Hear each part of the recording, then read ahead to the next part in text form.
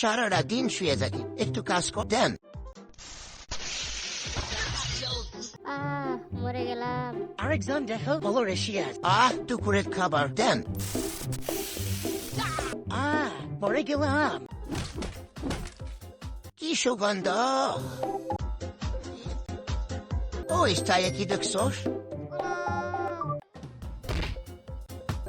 ওই বল খেলবি?